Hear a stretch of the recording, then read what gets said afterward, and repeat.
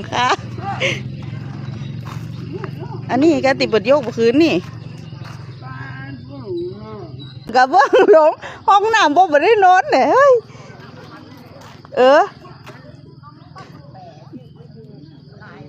ดอกคือแล้วนี่แหละเจ้าฟ้าพาไฟไหม้บ้านปหลวงซักอยู่ว่าเจ้าถ้าสลาบ่แปลงก็